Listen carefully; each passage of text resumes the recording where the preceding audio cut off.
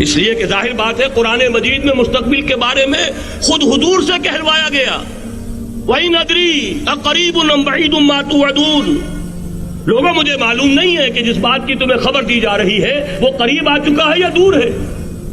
وَإِنْ أَدْرِي لَعَلَّهُ فِتْنَةٌ لَكُمْ وَمَتَاعٌ إِلَىٰ حِينٍ، اور میں نہیں جانتا، ہو سکتا ہے اللہ کچھ اور مہلت دے دے تمہیں، اور کچھ اور آزمائش جو ہے اس کے لیے تمہارے لیے کوئی اور مہلت عطا فرما دے، ہو سکتا ہے۔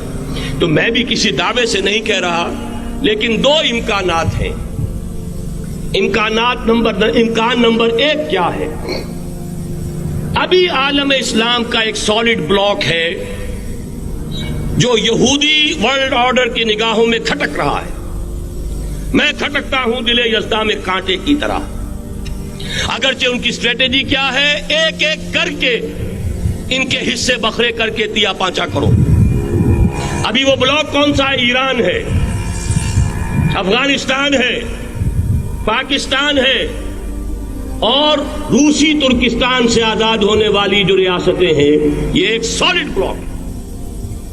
یہ عجمی مسلمان عربی نہیں، عربی گئے، یہ نوٹ کر لیجئے، اس لیے کہ عربوں کو اللہ نے فضیلت دی تھی، محمد ان میں سے تھے صلی اللہ علیہ وسلم، یہ رتبہ بلند ملا جن کو مل گیا۔ لیکن ساتھ ہی اللہ نے دھمکی بھی دے دی تھی سورہ محمد میں، ان تتولوا یستبدل قوما غیرکم، اگر تم پیٹھ دکھا دو گے اس مشن کو جو ہم نے تمہارے حوالے کیا ہے، تمہیں ہٹائیں گے، کسی اور کو لے آئیں گے۔ اور یہ بات ہو چکی ہے 13ویں صدی عیسوی میں، 1258 میں جب سقوط بغداد ہوا ہے، عربوں کے ہاتھ سے عالم اسلام کی قیادت چھین لی گئی، معزول کر دیا۔ اس کے بعد قیادت کن کے ہاتھوں میں آئی؟ ترکوں کے ہاتھ میں۔ ترکان تیموری ہندوستان میں، ترکان صفوی ایران میں، ترکان سلجوقی مڈل ایسٹ میں، اور ترکان عثمانی کا تو کہنا ہی کیا ہے۔ وہ ایشیا مائنر سے چل کر، آپ کو معلوم ہے کہ مشرقی یورپ کا کتنا بڑا علاقہ، دی گریٹ آٹومان امپائر کی صدی کے آغاز تک قائم تھی۔ اس صدی میں عجیب عجیب معجزے ہوئے ہیں۔ گریٹ آٹومان امپائر جو 3 بر اعظموں پر محیط، نام و نشان ختم۔ The great U S S R, نام و نشان ختم۔ اب تو روس صاحب ایک ملک کی حیثیت سے رہ گئے۔ یہ اس صدی میں 2 اور وقت نہیں ہے میں اور آپ کو کیا بتاؤں، اس صدی میں تو بڑے بڑے عجیب عجوبے ہوئے ہیں، بڑی بڑی 2 عظیم جنگیں ہو چکی ہیں، تیسری جو ہے سر پر کھڑی ہے، دور نہیں ہے، جس کو حدیث میں کہا گیا ہے الملحمۃ العظمیٰ، تاریخ انسانی کی عظیم ترین جنگ، اور وہی صلیبی جنگ جس کا آغاز بوسنیا سے ہو چکا ہے۔ بہرحال اس وقت جو میں کہہ رہا تھا، ورنہ میرے پاس تو یعنی یہ کہ درد دل کہنے کے لیے وقت نہیں ہے، مجھے اپنی بات کو محدود کرنا پڑ رہا ہے، لیکن میں اب آ رہا ہوں اصل موضوع کی طرف، کہ ایک امکان تو یہ ہے کہ اس بلاک میں اسلام کا احیاء ہو، اور اس کے لیے کچھ نویدیں بھی موجود ہیں احادیث نبویہ میں۔ وہ تو آپ نے سنا ہوگا اقبال کا شعر، میرے عرب کو آئی ٹھنڈی ہوا جہاں سے، میرا وطن وہی ہے، میرا وطن وہی ہے۔ حدیث میں آتا ہے یخرج ناس من المشرق یؤتون للمہدی، یعنی سلطان ہی، مشرق سے فوجیں نکلیں گی یہ جو کہ مہدی کی حکومت قائم کریں گی، اور یہ ہوں گے حضرت فاطمہ کی نسل ہی سے رضی اللہ تعالی عنہا، لیکن عالم عرب کے اندر پھر ایک طاقت بن کر ابھریں گے، باطل کی قوتوں کے خلاف جہاد کریں گے، لیکن ان کو مدد آئے گی 2 طرف سے، ایک زمینی مدد آئے گی مشرق سے، ایک آسمانی مدد آئے گی۔ عیسیٰ ابن مریم کا نزول، حضرت مسیح علیہ الصلوۃ والسلام جو زندہ آسمان پر اٹھائے گئے تھے، نازل ہوں گے، اور در حقیقت ان 2 مددوں کے نتیجے میں پھر یہود کا قلع قمع ہوگا، اور یہی گریٹر اسرائیل ان کا گریٹر گریو یارڈ بن کر رہے گا، عظیم تر قبرستان بن کر رہے گا۔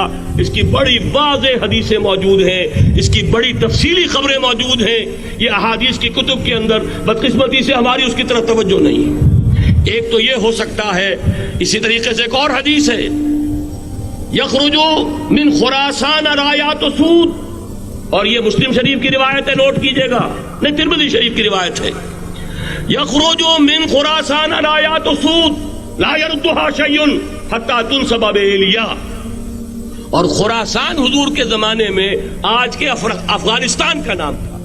جتنا خون یہاں پر خلوص کے ساتھ دیا گیا ہے، اس کی مقدار بھی کم نہیں ہے. یہاں سے خیر برآمد ہوگا. اور دوسری بات اپنے بارے میں نوٹ کر لیجئے, یہ پاکستان, بچا کھچا Pakistan, what remains of Pakistan, یہ اصل میں ہے کیا؟ مولانا بہت خوبصورت انداز میں فرما رہے تھے, یہ 313 نہیں تھے, اسلام تھا. اسی طرح نوٹ کیجئے, پاکستان نہیں ہے, 4 صدیوں کی تجدیدی مساعی کا حاصل ہے. آپ نے کبھی نوٹ کیا ختم نبوت کے بعد اب سب سے اونچا منصب کس کا ہے؟ مجددین.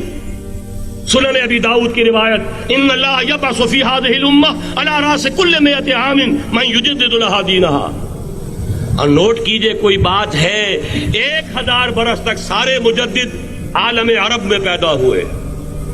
جیسے ہی دوسرا 1000 سال شروع ہوا, الف ثانی کا مجدد اعظم شیخ احمد سرہندی کہاں تھا؟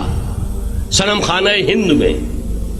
حاضر ہوا میں شیخ مجدد کی لحد پر, وہ خاک کے ہے زیر فلک مطلع انوار, گردن نہ جھکی جس کی جہانگیر کے آگے, جس کے نفس گرم سے ہے گرمی اعراض. وہ پھر 12ویں صدی کا مجدد اعظم امام الہند شاہ ولی اللہ دہلوی, 13ویں صدی کا مجدد اعظم سید احمد بریلوی, اس کے خون کا امین اور اس کے ساتھ کے شہداء کے خون کا امین, ان کے جسموں کا امین آپ کا خطہ ہزارہ, آپ کا خطہ سوات, اس میں ان کی جانیں ہیں جو دی گئی ہیں. اور وہ نہایت میں آپ سے عرض کر دوں, دور صحابہ کے بعد اتنا خالص اسلامی جہاد پوری مسلمان تاریخ میں نہیں ملے گا جتنا وہ تحریک شہیدین کا. 14ویں صدی ہجری میں شیخ الہند جیسا مجاہد اعظم کہ انگریز نے گرفتار کر کے قید بھی کیا ہے, تو کہاں ہندوستان میں نہیں, کہاں جزیرہ سائرس, کیا نام تھا,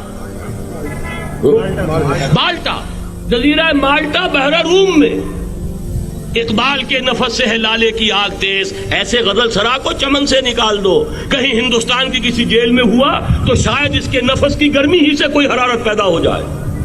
اور اسی صدی میں 14ویں صدی ہجری میں اقبال جیسا مفکر, اسی 14ویں صدی ہجری میں مودودی جیسا مصنف, اسی 14ویں صدی ہجری میں مولانا الیاس جیسا مبلغ رحمہم اللہ, عظیم شخصیتیں. آج پورے عالم اسلام میں آپ کو تبلیغی دوست ملیں گے.